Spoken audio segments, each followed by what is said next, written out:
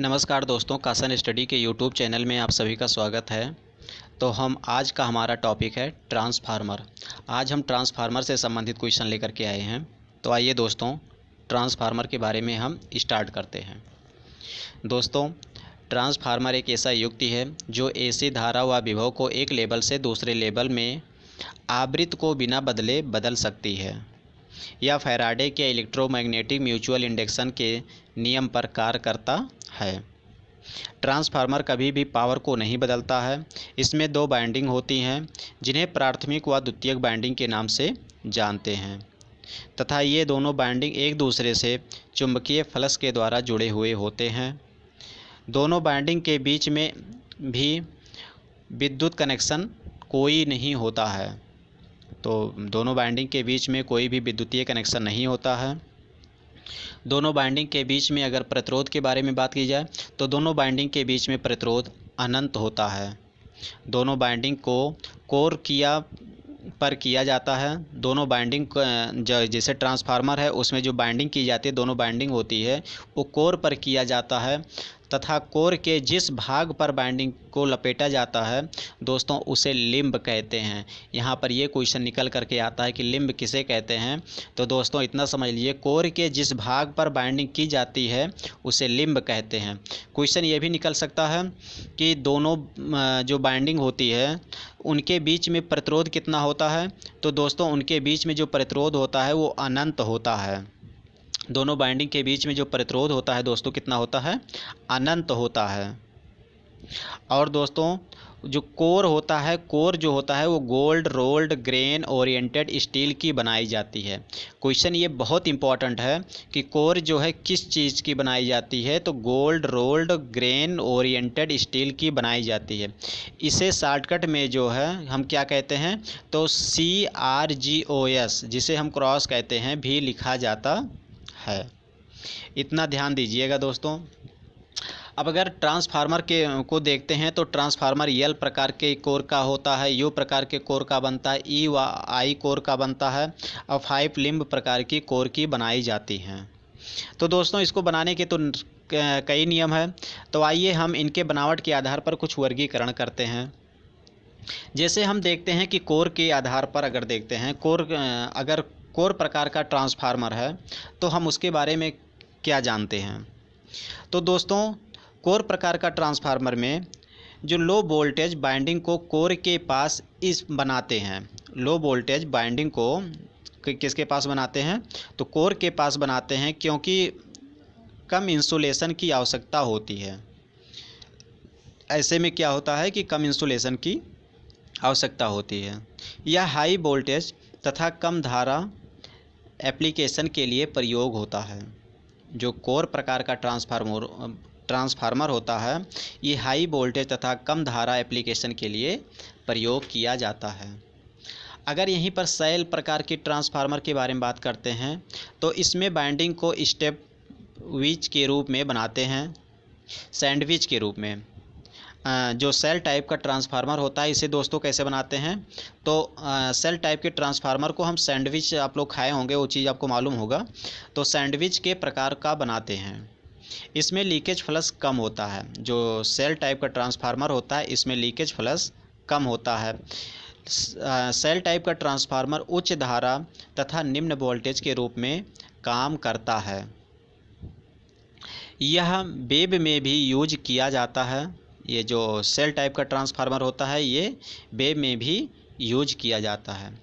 अगर हम यहीं पर कार्य करने के आधार पर देखते हैं तो कार्य करने के आधार पर ट्रांसफार्मर दो प्रकार के होते हैं, स्टेप अप ट्रांसफार्मर और स्टेप डाउन ट्रांसफार्मर होता है।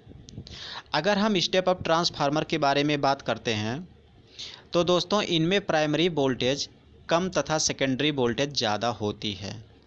स्टेप अप ट्रांसफार्मर किसे कहते हैं, स्टेप अप ट्रांसफार्मर मतलब कि जो हम वोल्टेज दे रहे हैं वो ज़्यादा वोल्टेज दे रहे हैं, इसीलिए का इसका नाम रखा गया स्टेप अप ट्रांसफार्मर, मतलब वोल्टेज को बढ़ा करके देगा। इसके लिए क्या करते हैं कि इसमें प्राइमरी बाइंडिंग कम तथा सेकेंडरी बाइंडिंग ज़्यादा होती है। सेकेंडरी वाइंडिंग कम तथा इसमें प्राइमरी वाइंडिंग कम होती है तथा सेकेंडरी वाइंडिंग ज़्यादा होती है। अर्थात इसका मतलब ये हुआ कि प्राथमिक जो टर्न होता है वो कम होता है तथा द्वितीयक टर्न ज़्यादा होता है। इसका मतलब ये हुआ कि भी इसमें जो प्राथमिक जो है करंट ज़्यादा तथा द्वितीयक करंट कम होता है। अगर हम वोल्टेज के बारे में बात करते हैं तो प्राइमरी वोल्टेज कम तथा सेकेंडरी वोल्टेज ज़्यादा होता है। अब हम बात करते हैं स्टेप डाउन ट्रांसफार्मर के बारे में। तो इसमें प्राथमिक वोल्टेज ज़्यादा तथा द्वितीयक वोल्टेज कम होती है। इसमें प्राथमिक टर्न ज़्यादा तथा द्वितीयक वोल्टेज कम होती है। दोस्तों, हम स्टेप डाउन ट्रांसफार्मर के बारे में बात कर रहे हैं। दोनों में आप लोग कंफ्यूज मत होइएगा। एक बार स्टेप डाउन के बारे में ट्रांसफार्मर के बारे में फिर से बात करते हैं।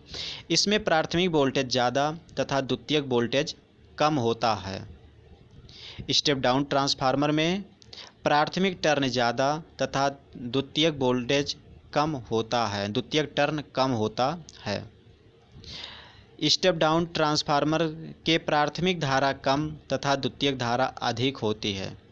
ट्रांसफार्मर कभी भी दोस्तों कह रहा है ट्रांसफार्मर कभी भी एपरिएंट पावर को नहीं बदलता है। अब यहाँ पर दोस्तों आप कहोगे एपरिएंट पावर का हिंदी वर्ड क्या होता है? तो एपरिएंट पावर को प्रत्यक्ष शक्ति कहते हैं। अगर हम ट्रांसफार्मर की रेटिंग के बारे में बात करते हैं तो अगर ट्रांसफार्मर की रेटिंग VA, KVA या MVA में होती है तो दोस्तों दोनों की जो रेटिंग होती है वो बराबर होती है। अर्थात प्राथमिक वाइंडिंग और सेकेंडरी वाइंडिंग की जो रेटिंग होती है वो आपस में इक्वल होती है, बराबर होती है। अर्थात KVA जो प्राइमरी वाइंडिंग का होता है और सेकेंडरी वाइंडिंग का KVA दोनों आपस में बराबर होते हैं। हम बात करते हैं कोर टाइप ट्रांसफार्मर और सेल टाइप ट्रांसफार्मर में कुछ अंतर होते हैं। अगर अंतर आपको बता दिया जाएगा तो आपका कंफ्यूज नहीं होगा। आइए दोस्तों अंतर के बारे में बात करते हैं। तो कोर टाइप ट्रांसफार्मर की दोनों भुजाओं पर बाइंडिंग की जाती है, जबकि सेल टाइप ट्रांसफार्मर की मध्य भुजा पर ही बाइंडिंग की जाती है। कोर टाइप ट्रांसफार्मर जो होता है वो चुंबकीय फ्लक्स का एकमात्र रास्ता होता है, जबकि सेल टाइप ट्रांसफार्मर में दो रास्ते होते हैं। चुंबकीय फ्लक्स के दो रास्ते होते हैं। अगर कोर टाइप ट्रांसफार्मर के बारे में बात करते हैं तो चुंबकीय फ्लक्स का रास्ता लंबा होता है, जबकि अगर सेल टाइप ट्रांसफार्मर के बारे में बात करते हैं तो चुंबकीय फ्लक्स का रास्ता छोटा होता है। अगर कोर टाइप ट्रांसफार्मर में कोर टाइप ट्रांसफार्मर में दो भुजाएं होती हैं, जबकि सेल टाइप ट्रांसफार्मर में तीन भुजाएं होती हैं। कोर टाइप ट्रांसफार्मर में जो लीकेज फ्लक्स होता है वो अधिक होता है, जबकि सेल टाइप ट्रांसफार्मर में लीकेज फ्लक्स कम होता है। कोर टाइप ट्रांसफार्मर कम दक्षता के लिए बनाई जाती है, जबकि सेल टाइप ट्रांसफार्मर जो होती है वो अधिक दक्षता के लिए बनाई जाती है। कोर टाइप ट्रांसफार्मर अधिक वोल्टेज कम धारा के लिए बनाई जाती है, जबकि सेल टाइप ट्रांसफार्मर कम वोल्टेज व अधिक धारा के लिए बनाई जाती है। कोर टाइप ट्रांसफार्मर को आसानी से रिपेयर किया जा सकता है, जबकि सेल टाइप ट्रांसफार्मर को रिपेयर करना बहुत ही कठिन होता है। तो अगर हम इसके आगे फेज के आधार पर अगर हम देखते हैं ट्रांसफार्मर के प्रकार, तो फेज के आधार पर ट्रांसफार्मर दो प्रकार के होते हैं। एक होता है सिंगल फेज ट्रांसफार्मर, दूसरा होता है 3 फेज ट्रांसफार्मर। यहीं पर अगर हम व्यापारिक आधार पर देखते हैं तो व्यापारिक आधार पर ट्रांसफार्मर दो प्रकार के होते हैं। एक होता है डिस्ट्रीब्यूशन ट्रांसफार्मर, दूसरा होता है पावर ट्रांसफार्मर। अगर डिस्ट्रीब्यूशन ट्रांसफार्मर के बारे में देखते हैं तो इस प्रकार का ट्रांसफार्मर इसको जो है डिसीजन किया जाता है कि लगभग 50% लोड पर अधिकतम दक्षता पर कार्य करे, जबकि पावर ट्रांसफार्मर को इस प्रकार डिसीजन किया जाता है कि यह फुल लोड पर अधिकतम दक्षता पर कार्य करे। दोस्तों क्वेश्चन यहाँ से बहुत ज़्यादा निकल करके आता है कि जो पावर ट्रांसफार्मर होता है और जो डिस्ट्रीब्यूशन ट्रांसफार्मर होता है इनके बीच में अंतर जो है। तो आइए अगला टॉपिक देखते हैं। फैराडे के इलेक्ट्रोमैग्नेटिक इंडक्शन का जो नियम है उसके बारे में देखते हैं। तो फैराडे के इलेक्ट्रोमैग्नेटिक इंडक्शन के नियम, जब कोई कंडक्टर किसी चालक फ्लक्स को काटता है या मैग्नेटिक फ्लक्स किसी कंडक्टर को काटता है या दोनों में से एक दूसरे के सापेक्ष कोई परिवर्तन हो तो कंडक्टर में वोल्टेज उत्पन्न हो जाती है। जब ट्रांसफार्मर के प्राथमिक वाइंडिंग पर कोई सप्लाई जोड़ते हैं तो कोर में एक चुंबकीय फ्लक्स उत्पन्न हो जाता है तथा सप्लाई एसी होने के कारण कोर में फ्लक्स भी अल्टरनेटिंग ही होता है, अर्थात फाई बराबर phi m sine omega t. दोस्तों एक एक टॉपिक बहुत अच्छे से ध्यान दीजिएगा, इसीलिए बहुत आराम से बोल करके पढ़ा रहे हैं आप लोगों को। अगला कह रहा है यह डीसी पर कार्य नहीं करता है। जो ट्रांसफार्मर होता है दोस्तों वो डीसी पर कार्य नहीं करता है। काहे को नहीं काम करता है? क्योंकि डीसी जो होती है डीसी फ्लक्स कांस्टेंट होता है, क्योंकि आपको पता है कि जो डीसी फ्लक्स होता है वो कांस्टेंट होता है तथा फैराडे के नियम के अनुसार अगर देखते हैं तो संतुलित नहीं होगा। अगर फैराडे के नियम से देखते हैं तो संतुलित नहीं होगा। यदि डीसी जोड़ देते हैं तो प्राथमिक वाइंडिंग जल जाएगी और कोर में फ्लक्स तथा प्राथमिक वाइंडिंग में फ्लक्स तथा प्राथमिक वाइंडिंग में टर्न एन के कारण फैराडेज सेल्फ इंडक्शन नियम के आधार पर एक वोल्टेज उत्पन्न हो जाएगा, एक वोल्टेज उत्पन्न हो जाएगा। इसी फ्लक्स तथा सेकेंडरी वाइंडिंग में फैराडे म्यूचुअल इंडक्शन नियम के आधार पर एक और वोल्टेज उत्पन्न हो जाएगा। यह म्यूचुअल इंडक्शन के नियम पर कार्य करता है।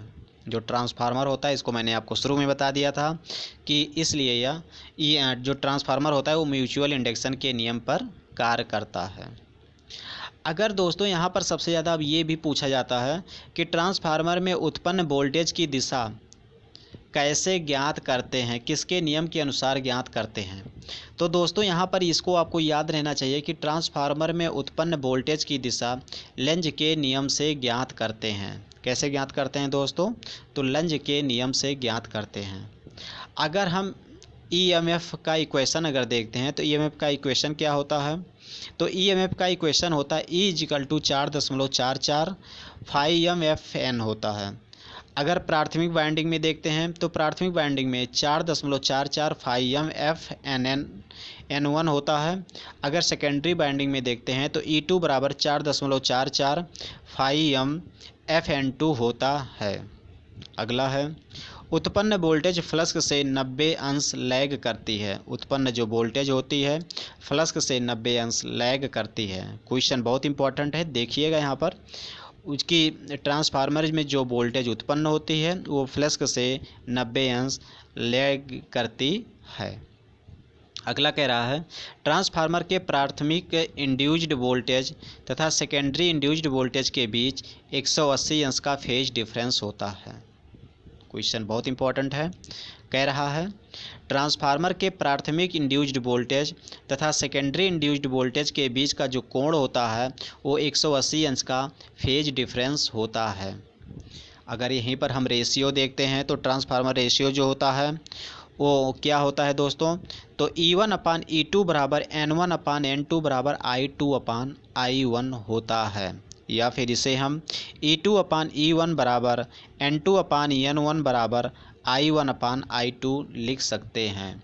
लेकिन दोस्तों अगर यहाँ पर जैसे दोनों इक्वेशन लिखा गया है तो इसमें जो हमारा सही ऑप्शन होगा दोस्तों, यहाँ पर इसको ध्यान से सुन लीजिएगा, हमारा ऑप्शन हो जाएगा E2/E1 = N2/N1 बराबर I1/I2 होता है। अगला है no load operation. No load operation, जब ट्रांसफार्मर के सेकेंडरी पर कोई लोड कनेक्शन नहीं होता है, जब ट्रांसफार्मर के सेकेंडरी पर कोई लोड कनेक्शन नहीं होता है तथा प्राइमरी वाइंडिंग को सप्लाई से जोड़ते हैं तो इसे नो लोड ऑपरेशन कहते हैं। नो लोड ऑपरेशन में प्राइमरी वाइंडिंग जो धारा बहती है वो दो कार्य करती है, एक कोर में मैग्नेटिक करता है तथा दूसरा ट्रांसफार्मर में कोर लॉस को प्रदर्शित करता है। ये नो लोड ऑपरेशन के बारे में चर्चाएं हो रही हैं दोस्तों। ट्रांसफार्मर में नो लोड धारा का मान जो होता है वो 2 से 5% या 3 से 5% होता है। क्वेश्चन यहाँ से निकल करके आता है कि ट्रांसफार्मर में नो लोड धारा का मान 2 से 5% या 3 से 5% तक होता है। आगे कह रहा है इन्हें हम नो लोड करंट कहते हैं। तो दोस्तों इनमें नो लोड करंट इसलिए कम होता है क्योंकि मैग्नेशन के लिए कोर का इस्तेमाल किया जाता है। क्योंकि मैग्नेटिक स्टेशन के लिए कोर का इस्तेमाल किया जाता है। तो आइए दोस्तों हम थोड़ा सा आगे चलते हैं। कुछ यहाँ पर न्यूमेरिकल पार्ट है वो सब हम छुड़वा दे रहे हैं क्योंकि ऑब्जेक्टिव क्वेश्चन है, तो यहाँ पर आपको सीधा सीधा सुनने को मिलेगा, वो ठीक है। इसलिए हम आइडियल ट्रांसफार्मर के बारे में अब बात करते हैं। आइडियल ट्रांसफार्मर मीन्स आदर्श ट्रांसफार्मर। आइडियल ट्रांसफार्मर जो होता है ये प्रैक्टिकली संभव नहीं होता है, बस इसे हम केवल सोच सकते हैं। दोस्तों आदर्श ट्रांसफार्मर जो होता है इसको हम प्रैक्टिकली जो है संभव नहीं होता है, इसे हम केवल सोच विचार सकते हैं। आइए इसके बारे में हम कुछ जानते हैं। कोई भी हानि इससे नहीं होनी चाहिए, कोई भी हानि नहीं होनी चाहिए। आदर्श ट्रांसफार्मर से कोई प्रकार की हानि नहीं होती है। आदर्श ट्रांसफार्मर की जो दक्षता होती है दोस्तों 100% होती है। आदर्श ट्रांसफार्मर की दक्षता कितनी होती है? तो 100% होती है। इसमें कोई भी बाइंडिंग प्रतिरोध नहीं होता है। आदर्श ट्रांसफार्मर में कोई भी बाइंडिंग प्रतिरोध नहीं होता है। इनमें कोई भी लीकेज फ्लक्स नहीं होता है। इनमें कोर की परमेबिलिटी अनंत होती है। अगर आदर्श ट्रांसफार्मर के बारे में बात करें तो आदर्श ट्रांसफार्मर में कोई भी लीकेज फ्लक्स नहीं होता है। इनमें कोई भी बाइंडिंग प्रतिरोध नहीं होती है और इनके कोर की परमेबिलिटी जो होती है वो कितना होता है? अनंत होता है। आदर्श ट्रांसफार्मर की दक्षता जो होती है वो 100% होती है। क्वेश्चन ध्यान दीजिएगा, सभी यहाँ पर एक एक पॉइंट इम्पॉर्टेंट हैं दोस्तों। अगला है अनंत परमेबिलिटी का मतलब क्या होता है? कि कोर को मैग्नेटिक करने के लिए न के बराबर धारा की आवश्यकता होती है, न के बराबर धारा की आवश्यकता होती है। अगर हम यहीं पर वोल्टेज रेगुलेशन के बारे में बात करते हैं तो यह लोड के बदलने के साथ टर्मिनल वोल्टेज में वेरिएबल दर्शाता है। यह